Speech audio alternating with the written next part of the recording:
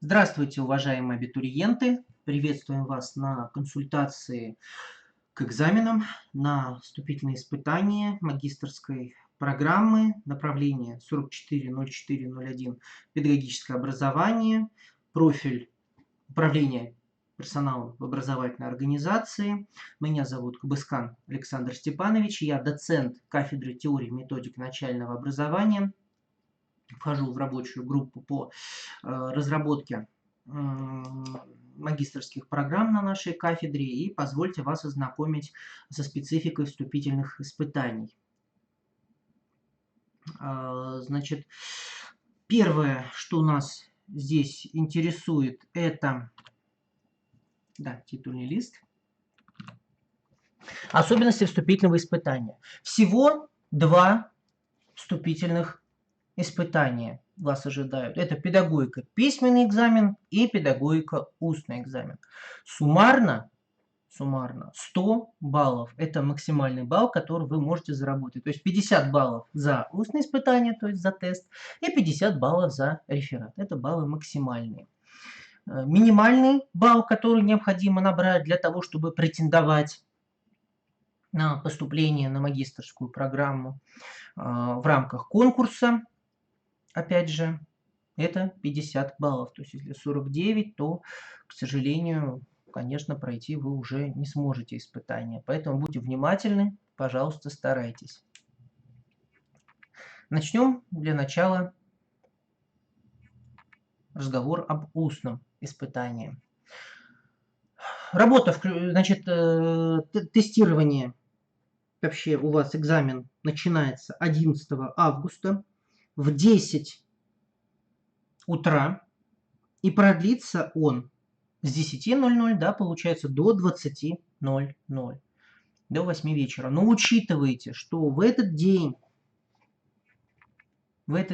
опять же, с учетом того, что тест идет целый час, то вам нужно будет успеть начать тестирование, который идет у вас 1 час, да, соответственно, до 19:00. Иначе вы просто не сможете уже принять участие. Поэтому очень всех вас просим не затягивать и своевременно проходить тестирование. До экзамена вы получите логин и пароль на те почтовые ящики, которые вы указали при регистрации, да, при подаче документов в приемной комиссии. Пароль вам необходимо будет сразу же заменить, когда вы зайдете в свой личный кабинет. Почему? Чтобы, опять же, чтобы конфиденциальность ваших данных сохранялась. Пароль вы меняете и запоминаете, сохраняете, чтобы он у вас был, да, куда-нибудь запишите. Но самое главное, чтобы он у вас был. Далее. Следующее. У вас в личном кабинете в день экзамена, перед экзаменом, вам придут ссылки. По этим ссылкам вы сможете перейти в личный кабинет или сразу же открыть личный кабинет. Там у вас будет как раз-таки педагогика устная, педагогика письменно, сдать экзамены. Соответственно, можете загрузить реферат, можете пройти тестирование. В каком порядке? Так, как вам удобнее. Да, можете сначала загрузить реферат, перейти к тестированию, либо наоборот, сначала пройти тестирование, потом загрузить реферат. Но самое главное, что реферат вы, естественно, начнете делать чуть раньше, как мы предполагаем. И только будете уже загружать в день экзамена. Вступительные испытания проводятся с использованием дистанционных технологий в этом году. Поступающие с ограниченными возможностями здоровья имеют право на увеличение времени, но не более чем на 1,5 часа. Вступительные испытания с использованием дистанционных технологий проводятся, конечно же, с использованием в том числе электронных средств, в том числе персонального компьютера. И поэтому просим вас, конечно, дорогие наши абитуриенты, чтобы вы были обеспечены и техникой, и сетью интернет. Без этого, конечно же, вам будет проходить сложное вступительное испытание. На что еще обратите внимание? Абитуриент не имеет права во время тестирования привлекать помощь третьих лиц, предоставлять доступ к компьютеру посторонним лицам, использовать учебную справочную литературу, конспекты и иную вспомогательную литературу, не предусмотренную программой вступительных испытаний. Абитуриент не имеет права искать информацию в сети интернет, открывать дополнительные окна в браузере, использовать любые мобильные и компьютерные устройства, кроме персонального компьютера, на котором как раз-таки прохождение вступительного испытания и проходит. Поэтому, коллеги, будьте внимательны. Итак, переходим к первому устному экзамену, да, педагогика устно. Какие же разделы теоретически нужно еще раз освежить в памяти перед тем, как приступить к тестированию. Во-первых, это введение в педагогическую деятельность. И здесь конкретно педагогическая деятельность, сущностные характеристики понятия, педагогическая деятельность в структуре жизнедеятельности человека, педагогические основы различных видов профессиональной деятельности, гуманистическая природа педагогической деятельности и культура педагога, источники педагогических идей, современная педагогическая публицистика, научная и художественная литература, современная система отечественного образования, стратегии развития, спектр педагогических профессий в современном мире, педагогические учебные заведения, образовательно-профессиональный путь студента педагогического вуза, мастерство и техника в профессии педагога, карьера педагога. Второй раздел – это теоретическая педагогика. Здесь педагогика в системе гуманитарных знаний и наук о человеке, методология педагогической науки и деятельности, структура педагогической науки, категориально-понятийный аппарат современной педагогики, методы педагогических исследований, педагогический процесс как основная категория педагогики, теории целостного педагогического процесса, современные концепции образования личности, различные подходы к конструированию содержания образования, теории обучения и воспитания, многообразие образовательных программ, теории педагогической деятельности. Наконец, третий раздел – практическая педагогика. Взаимосвязь теории и практики в педагогике, методология практической педагогической деятельности, ценностно-смысловое самоопределение педагогов профессиональной деятельности, педагогическое проектирование, технологии решения педагогических задач, оценка выбора решения педагогических задач, индивидуальное и коллективное творчество педагогов, позиция педагога в инновационных процессах, форма взаимодействия субъектов в педагогических процессах, технология профессионального развития педагога. Вот, собственно, три раздела, которые вам будет необходимо освежить в памяти, уважаемые абитуриенты. Давайте посмотрим примерные задания, да, примерные вопросы, которые такого же типа, да, могут попасться вам в процессе тестирования. Во-первых, к какой ступени высшего образования, согласно закону об образовании РФ, относится магистратура? Первая, вторая, третья. Значит, первая ступень, как мы знаем, это бакалавриат, вторая магистратура, третья аспирантура. Правильный ответ будет, конечно же, второй. В каком году Россия вошла в состав Болонского процесса? В данном случае правильный ответ в 2007. Педагог, выполняя требования в ГОС, должен ориентироваться на знания, умения, навыки, на общее развитие, на результат освоения образовательных программ. Соответственно, нас интересует результат освоения основных образовательных программ. Дальше. Выделите автора, который отражает в своих исследованиях педагогическую концепцию личностно-деятельностного подхода. Леонтьев, Бабанский, Субета. Здесь в данном случае это Леонтьев. Выберите наибольшие трудности у учителей в практической педагогической деятельности. Это совместно с учениками определение задач обучения с опорой на уже имеющиеся знания, социальный опыт. Развлечение и формулировка 3 групп планируемых образовательных результатов применительно к конкретной учебной теме. Или же это организация эффективной самостоятельной работы в условиях многообразия источников информации и способов ее получения. Пожалуйста, коллеги, 3 варианта ответа. Да, здесь правильный ответ – это развлечение и формулировка 3 групп планируемых образовательных результатов применительно к конкретной учебной теме. Итак, далее. Темы рефератов. Да, второй экзамен письменный. После того, как вы сдали тестирование, вы можете загрузить реферат. Ну, или, опять же, до этого. Обратите внимание, какие темы мы вам предлагаем для письменного испытания. Итак, управление инновационным образовательным процессом в школе как одно из условий обеспечения современного качественного образования. Управление качеством непрерывного образования, задачи педагогического менеджмента. Роль личностно-ориентированной оценки качества образования в управлении учебным процессом. Условия совершенствования организации содержания дополнительного образования в контексте управления образовательной организацией. Внедрение информационно-коммуникационных технологий в образовательное учреждение. Использование блоков деятельности педагога как условие повышения качества образования. Управление системой организации научно-исследовательской работы в образовательной организации. Управление учебно-воспитательной работой в малокомплектной школе в новых условиях. Профессиональная компетентность руководителя образовательной организации. Основные группы профессиональных задач руководителя образовательной организации. Проектирование и осуществление профессионального самообразования педагогов образовательной организации. Организация делопроизводства в образовательной организации. Управление качеством, следующая тема, да, управление качеством начального, основного общего и полного общего среднего образования. Значит, выбираем, да, тот уровень, который необходим, и относительно этого уровня мы и описываем. Контроль за образовательным процессом как функция руководителя образовательной организации. Организация проектной деятельности с обучающимися в условиях реализации федерального государственного образовательного стандарта общего образования. Далее. Экспертиза педагогических и руководящих работников. Далее.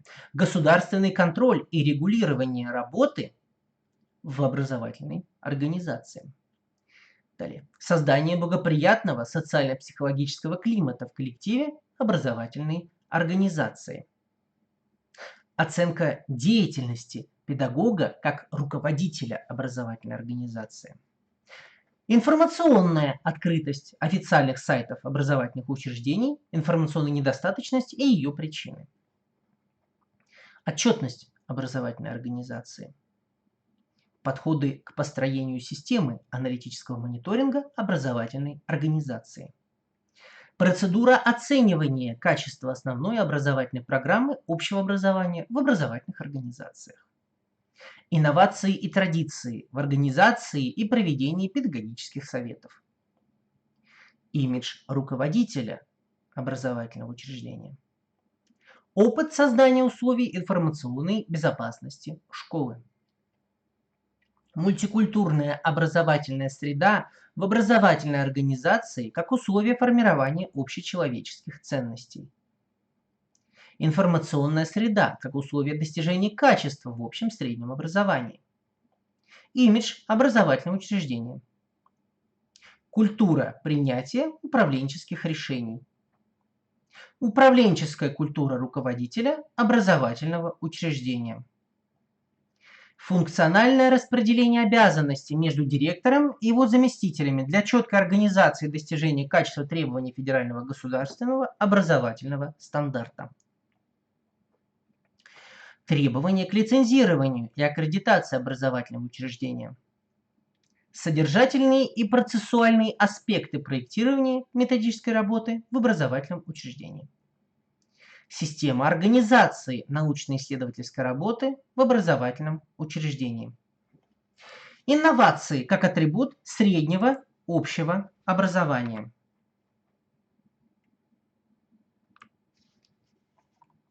Далее.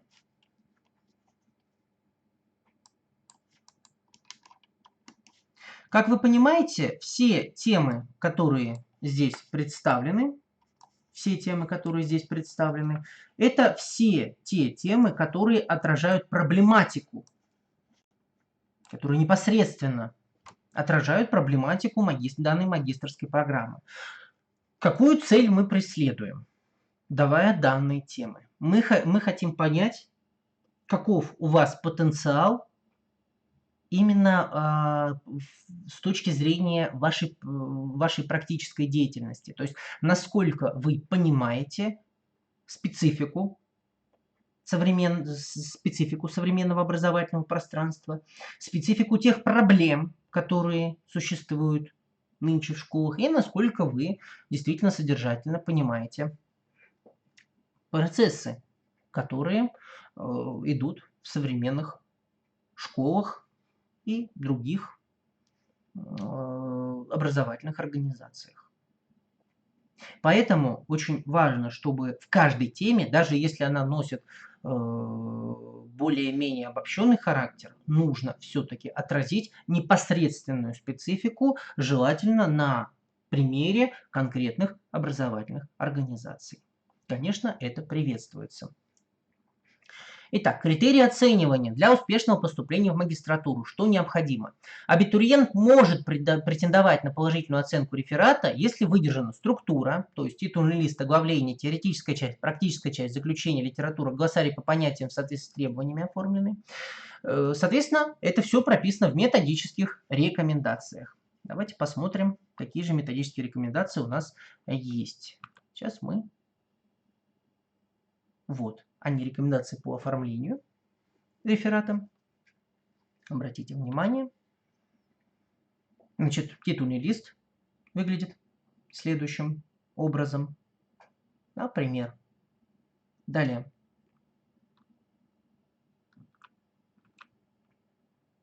Общие требования.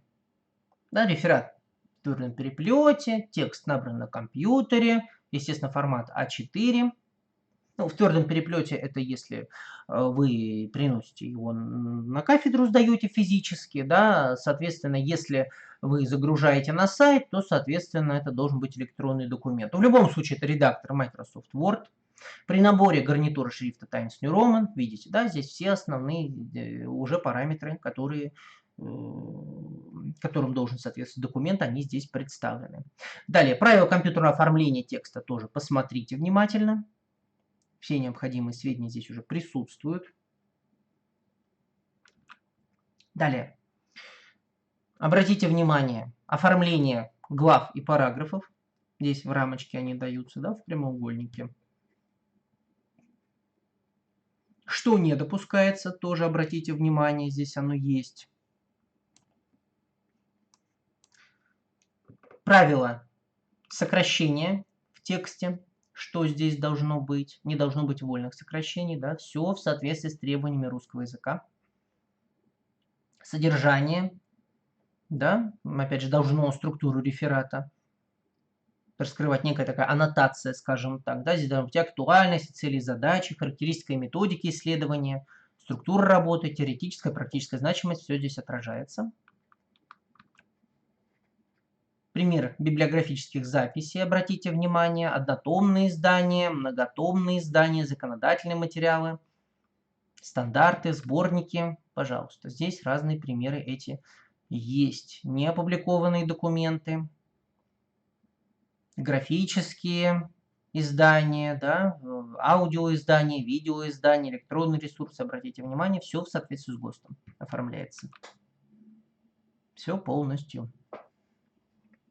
Составные части документов и так далее. Критерии оценивания. Критерии оценивания реферата. Значит, максимальный балл 50, который вы можете получить за реферат. От 40 до 50 баллов это реферат написан на актуальную тему, отражает творческую самостоятельность автора, умение применять теоретические знания при анализе материала, содержит оригинальные наблюдения, собственно, да, ваш практический опыт, оформлен в соответствии именно с рекомендуемыми требованиями. 35-44 балла. Это оценка «хорошо». Реферат отражает хороший уровень теоретических знаний абитуриента и умение исследовать практический материал, но при этом в работе имеются отдельные недочеты в теоретической части или недостаточно развернута практическая часть. Неубедительно сформулированы цель и задачи исследования. Ну и, собственно, две оставшиеся оценки. Это удовлетворительно тройка, то есть с 25 до 34, то есть недочеты в оформлении текста.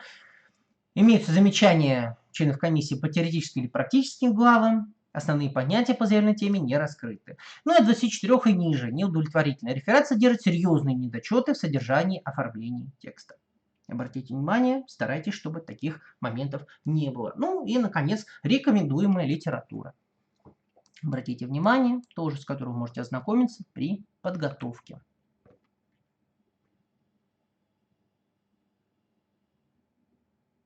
Эти издания вы можете найти как в электронном формате, так и в библиотеках. Нормативную документацию очень внимательно можете также просмотреть, это очень важно.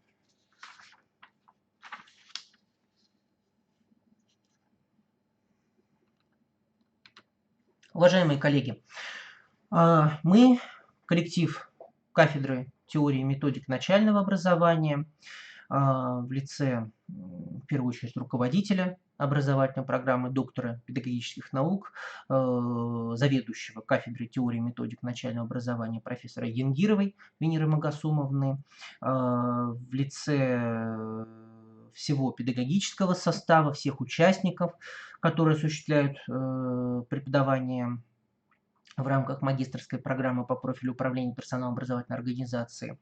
Желаю вам успехов. Надеемся, что вступительные испытания будут действительно для вас легкими, что вы действительно с честью выдержите действительно эти экзамены. И, конечно же, ждем вас всех. Конечно, мы ждем вас всех уже в первую установочную сессию, да, по итогам успешного прохождения испытаний. Если же какие-то вопросы у вас есть, то вы можете связаться с нами, можете задать вопросы, ну, либо здесь в чате, либо вы можете задать вопросы либо позвонив по номеру телефона кафедры, номер телефона вы можете найти на сайте университета, либо связавшись со мною, Александром Степановичем, по номеру телефона 8 909 349 75 62. Еще раз повторюсь, мы верим, что вы справитесь и у вас все получится. Желаю вам успехов!